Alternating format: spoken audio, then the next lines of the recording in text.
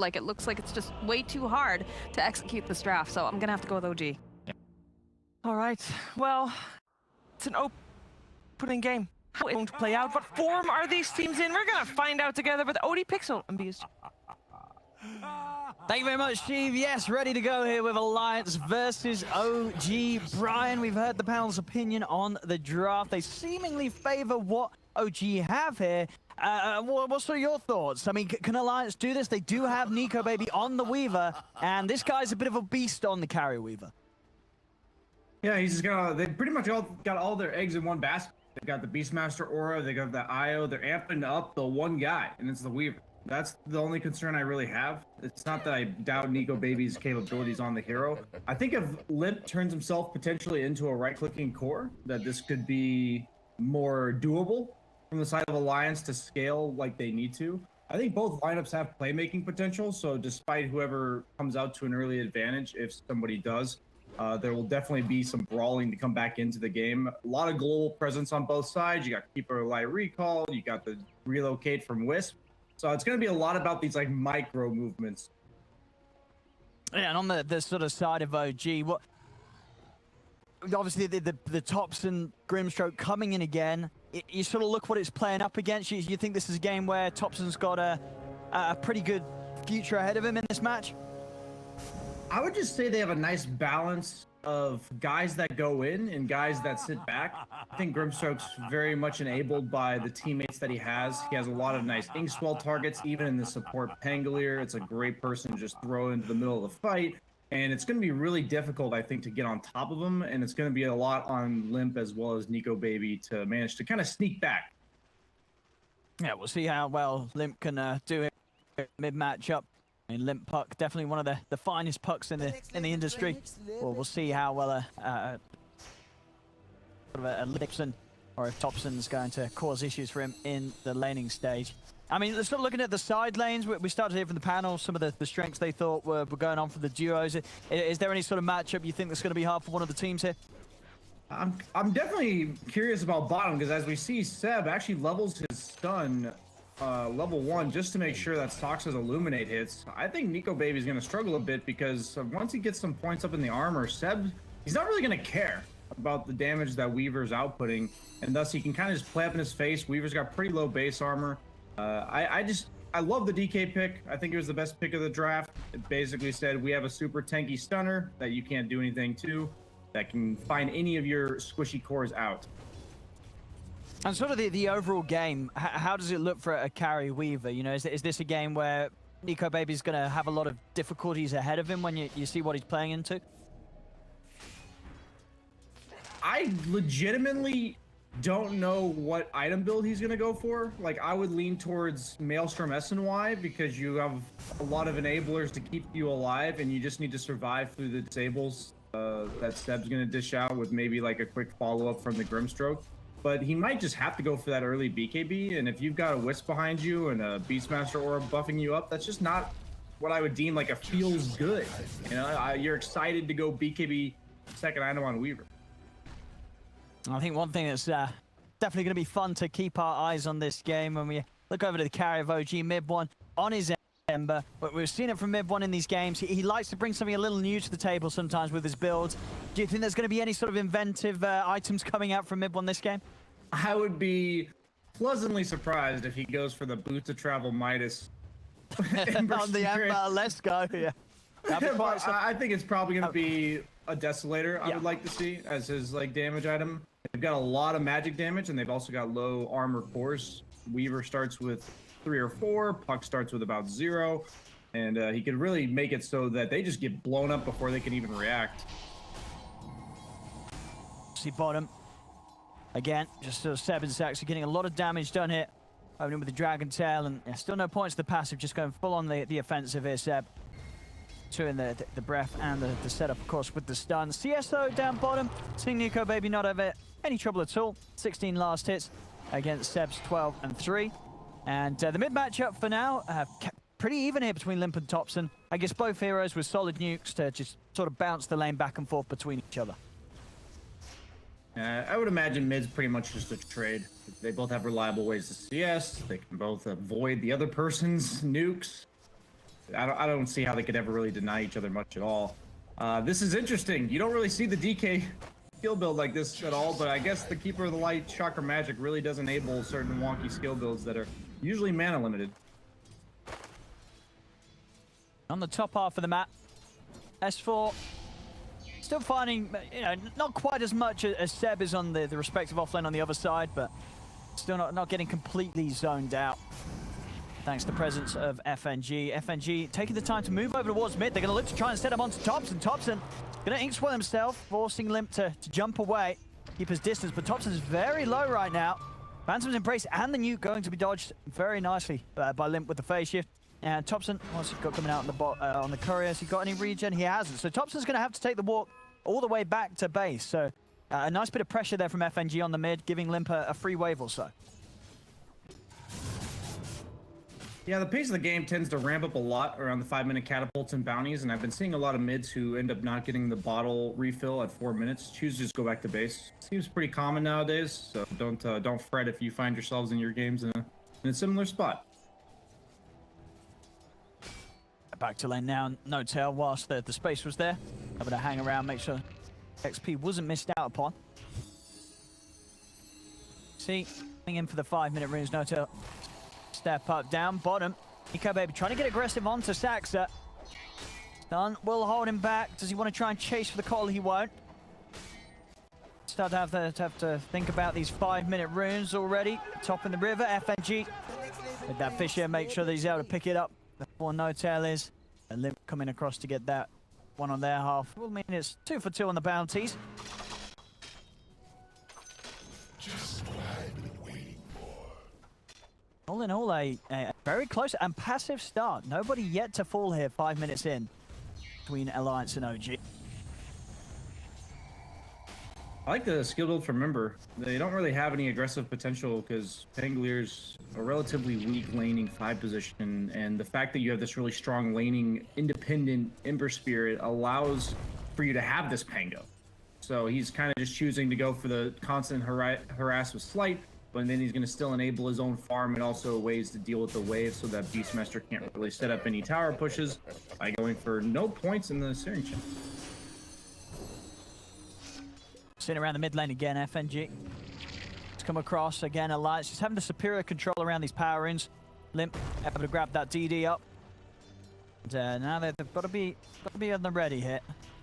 He has hit level 6, but actually not opting for a point in the Dream Coil quite yet, Limp. Huh. I guess that does speak to the pace of the game. Both teams, I think once they get to those timings, it's gonna be from 100 to or 0 to 100 real quick. As of right now, it looks like this is the first time I've ever seen somebody skip ult on Puck. But if the Earthshaker intends on staying mainly around the Beastmaster top, then I don't think he will ever have the solo kill potential. Yeah, I mean, and skipping it again. You know, hits level 7, still not putting a point in the Dream Coil. I mean, as you say, if he doesn't need it, he doesn't need it. This is just confidence on a hero. Like to go this really wonky skill build. Saw the DK bottom. See the Puck skipping the coil here. These guys have definitely been in this spot before, and they just know what to expect coming in the next few minutes. Top lane, S4 now with the Necro Book out, putting a lot of pressure onto Midbon. I mean, Midbon's just down in mana. He's just dead. Ooh, K-Stick charge on the Sleight of Fist. He gets the Remnant out, but he hasn't got enough to jump to it. I mean, that Necro Book just destroyed Midbon. He just slowly let himself get beaten down and the mana taken out of him. See over towards mid, Limp. Trying to play aggressive in onto Thompson. TP backup coming in for OG. FNG's there on the side with Limp to back him up. He's got the DD as well here on Limp if he wants to get back in. Stepping over to FNG, finds the setup. Extra damage coming through from Saxon with the Illuminate. Limp still able to jump in and clean up the mid kill. Thompson goes down. An extra TP coming over from OG. They're bringing in Midbon. They're going to look to try and get the catch onto Limp, but Limp, he's more than fine, of course, with this skill build. As you say, no points in chain, so they don't have the setup, and Limp's able to get out of there. I like what Alliance is doing. These early moves are really nice. They're pressuring multiple points on the map. They're getting some nice kills, but yet OG still has the lead. You can see that all 3 cores farming really well.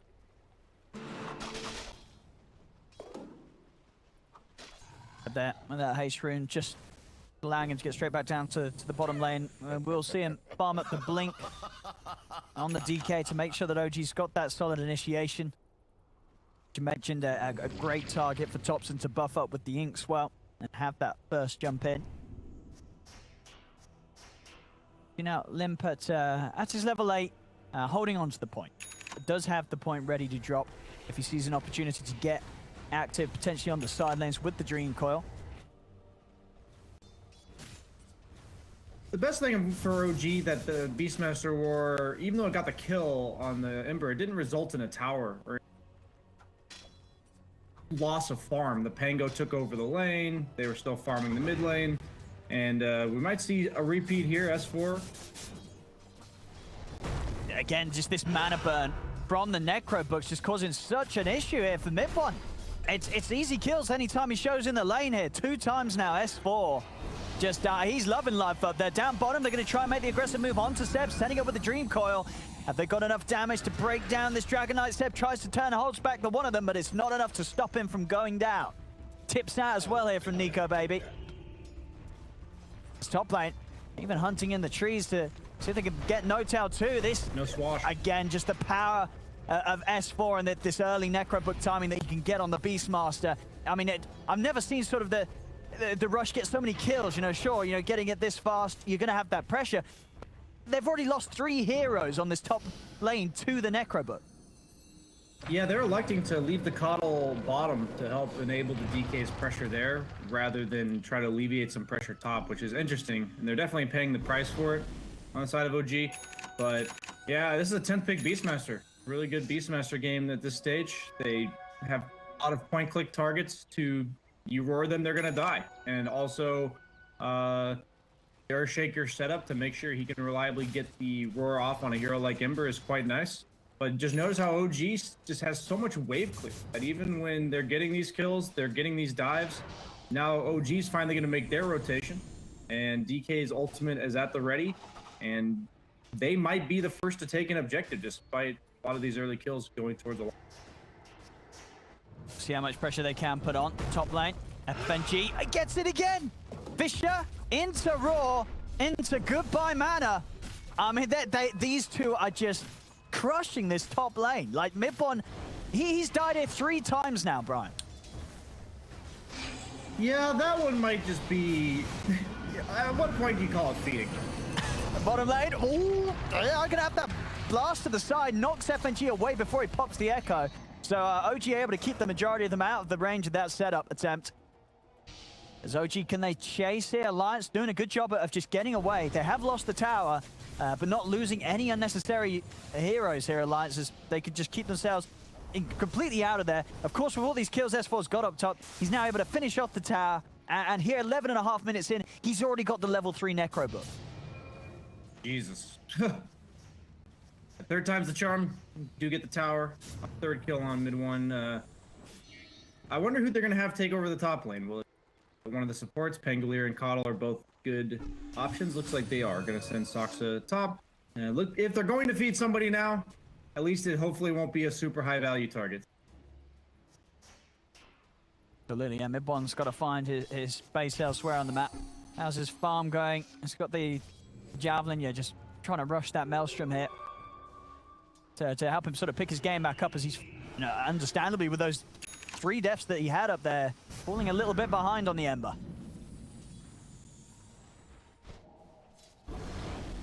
Bottom Seb.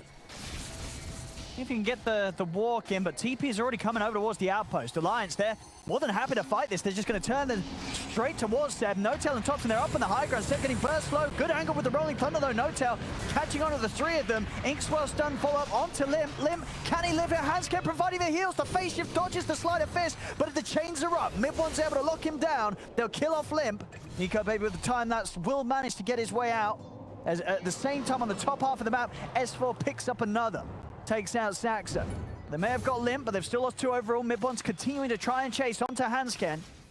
With Nico baby by his side, OG have to hold back. They can't dive in any further onto these 2. It's nice to see that OG lives the same life that I live when they play against Beastmaster this patch. Whoever goes to the top lane is just gonna die. I know we all talk about the memes of the dead lane and everything, but this Beastmaster hero is ridiculous. There's this like fight going on bottom, and S4, he hasn't moved. Like if you see his heat map, it's top lane. That's all it is. He's just been sitting there pushing it in, roaring whoever shows up when his Necro Book's available. And since that cooldown got reduced in 7.28, that's pretty much all the time. This is yeah, some pretty flawless Beastmaster play here from S4 so far. They're going to try and make a gank onto him. No Tail trying to close in with the Thunder. And what sort of backup is there? FNG's waiting in the shadows. So there's No Tail. He's going to be fine there. FNG not quite able to block him in with the Fisher. As No Tail gets out, but again, you know, there's 4 of OG trying to sweep across.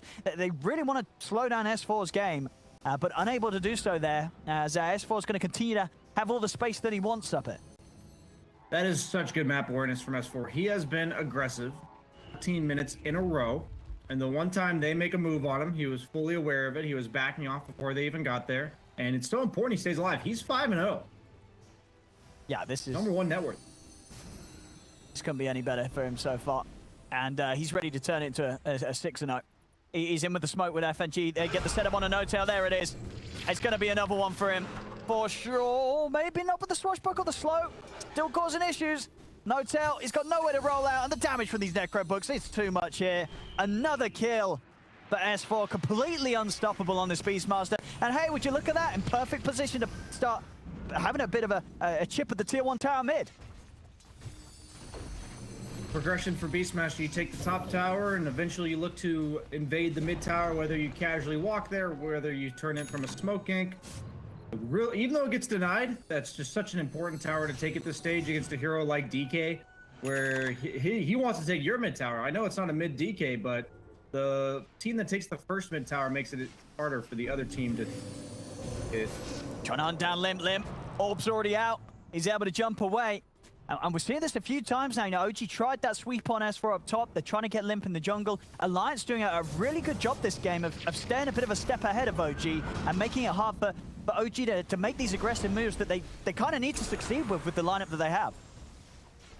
Yeah, Necrobook 3 is dead, so this should just be a free tower mid, I would assume. But thus far, Alliance, like you said, their moves have been quite crisp.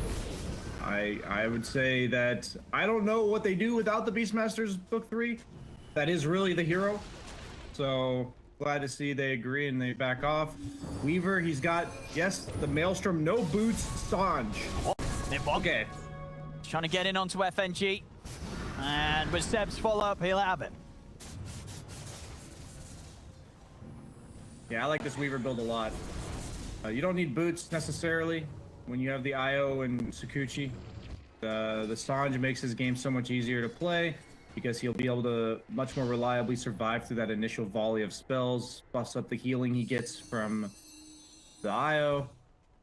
OG looks to want to make a move top. Tricky one to catch, though, especially with Hanskin by his side, and Hanskin's already ready to take him out with a relocate. Yeah, that was never going to work, I think. Alliance just has really good positioning on the map. Really good awareness, like Puck was always, Limp was instantly ready to dodge that gank. S4 dodged a smoke gank earlier.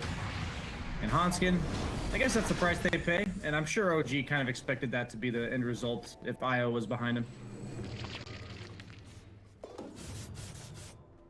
Find out that move, but still 9-5, just a 1k lead. It is close. Alliance. So he's got the Boots of Travel Midas Ember version. He's going Maelstrom into Boots of Travel.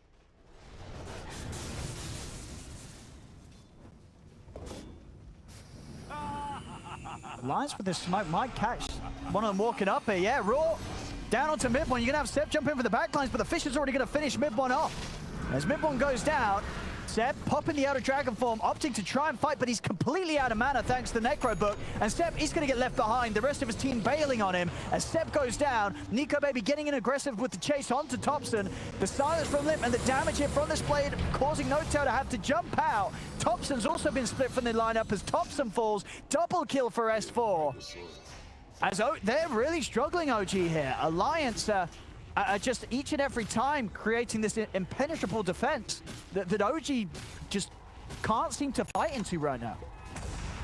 Yeah, I almost feel like this is a bit lazy for mid one. He just walked up a high ground with no vision, with all of Alliance missing, and it definitely requires Alliance to be properly positioned at all times to punish that sort of move, but he was #1 net worth on his team despite the rough start that he had, and he just walked up the high ground and died instantly with no impact at all. Alliance capitalizing to the max on that one. They're now up by 5,000 gold at 18 minutes. Yeah, this is looking like such a cleaner alliance compared to what we saw from them in the first series that they had here in the league. They definitely went away and did their homework, and they've tightened up their gameplay dramatically between that last series and what we're seeing from them now, as this is just top form alliance here, and big smiles from S4. I mean, you can't blame him. He's 8-0-1 on his Beastmaster. He is having quite the game. Yeah, I don't know if OG was ready for this. Alliance is playing so well. I feel like both drafts had nice win conditions, and Alliance's draft, I would say, was a bit more fragile in terms of the timings that it had to hit, the map control it had to siege early, and they are doing it. Seb, be looking for some sort of setup mid. Cautious though, as Sken and Nico Baby there by the side. Of course, Hans came ready at a moment's notice to bring Nico Baby straight into the action.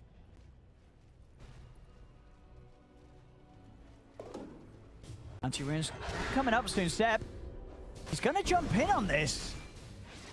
I mean, there's a relocate coming over. Okay, he has got Saxa by his side, but already Limps jumped in on the backlines with the Dream Coil. Seb is dead.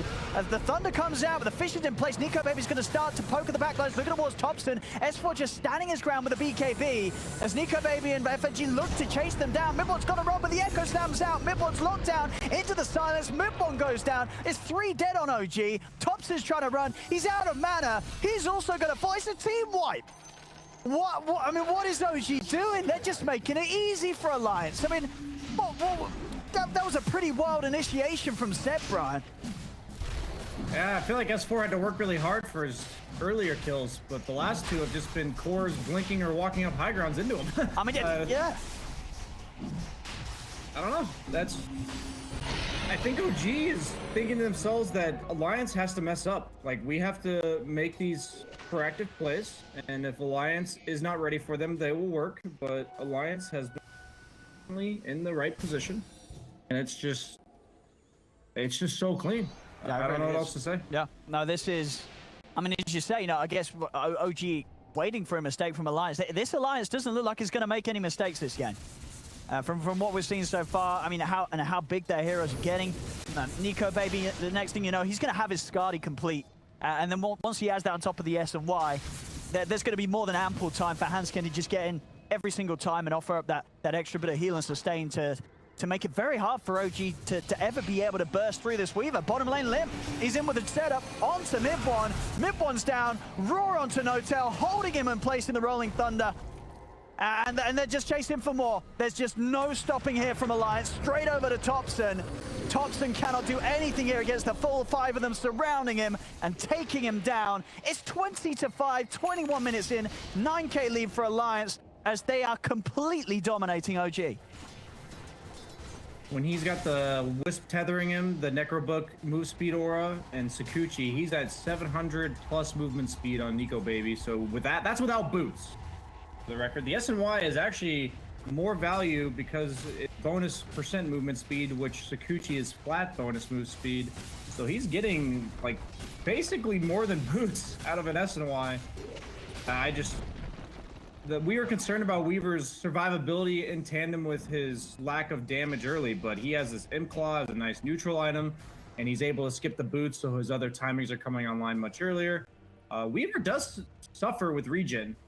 He's a hero that usually has to go for like a Falcon Blade or an earlier Lincoln Sphere against a hero like DK, but this IO is definitely enabling Nico Baby to just go for all of these luxurious items that feel really nice to buy. See, bottom. I mean, Midbon tries to go in onto FNG, but Limps in with the backup. Coils down. Midbon getting burst low. Notel in with the Rolling Thunder to provide some safety for Midbon. He ticks down low. They do get FNG over to the side. Thompson was trying to join the team, but S4 puts him in position with the Roar. Saxon trying with the TP out. Is he going to make it away? He does. Only just, but again, Thompson dying. S4 continues to just sort of take whatever he wants it each and every time. The Roars guaranteeing a kill, and there's no save from OG. As soon as S4 opens up onto someone, it's an easy kill for Alliance. Hanskin has pinged Seb here. They obviously don't see him based on what we see with their wards, but they know that Seb was not at that fight, and he must be somewhere else, and there's not too many options left. Seb cleans up the triangle, trying to complete his BKB. I think that fight honestly wasn't that bad for OG. All things considered, there were a lot of narrow escapes coming out from them, and then in the meantime, Seb was completing a crucial item on the other side of the map. So this may be go time. I don't really know when there's a better go time for OG. BKB from DK, he has blink BKB at this point. I don't even know if it's enough. Raw damage now might just be too overwhelming, despite the fact that DK was meant to be tanky in this game. Yeah, I know, just Nico, baby, so huge. I mean, we're 24 minutes in. Maelstrom S and Wascati, as we saw there on the numbers, it's just under 3 minutes faster than what you can normally expect to see on a Weaver.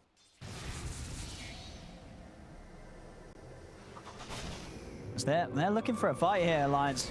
And Seb, he's going to try and start it. They're trying to get rid of Hanskin, see if they can burst him with the combo. But the Roar's out onto Thompson. Hanskin's still alive. Can he finally finish him off? He can. No-Tail comes in with the Rolling Thunder. They get the kill, but Thompson's going to fall to the Necro Books. They've got the chains onto S4. Follow-up Dragon Tail stuff from Seb, but there's the coverage from FNG. Lays down the Fissure. Stops them from being able to kill off S4. As OG, again, just losing another horrendous team fight for themselves. They lose 4. They only get Hanskin, and they really had to throw everything onto the IO to even get that kill at all. You know, I've had some casual Dota players come in and say, I feel like I can't have much impact in the offlane. I feel like I'm always reliant upon my team to carry me. And I feel like S4 is shutting that notion down. Like, I can't believe this. This is insane performance. 12-0-5. This is how you carry a freaking game from the offlane. Yeah. Last pick, they trusted him to do exactly this by giving him last pick. I guess he gave himself last pick, so he trusted himself. Hey, you know what? Faith in yourself.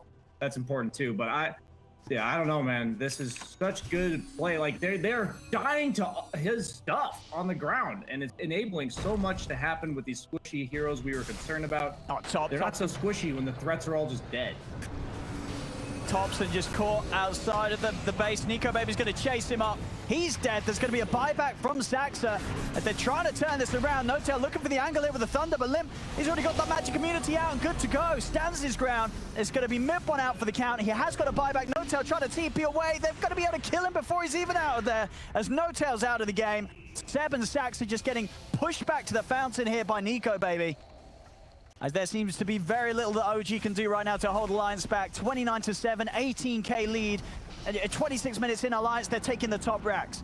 Tier 3's down, racks are exposed. It doesn't seem like OG can hold this at all. Seb, I mean, he's got nothing here. He's trying to run, but they're underneath the tier 4s. It's getting messy. It's getting very, very messy here. As again, you know, this is so different to the Alliance that we saw the other day. This is the Alliance that the fans expected to see, and my goodness, they're getting a show right here in Game 1 against OG. That might have been the funniest use of Echo Slam I've ever seen. FNG, no blink, but just a shard. And Echo Slam to keep the Aftershock stun on Thompson so he wasn't able to cast any of his spells.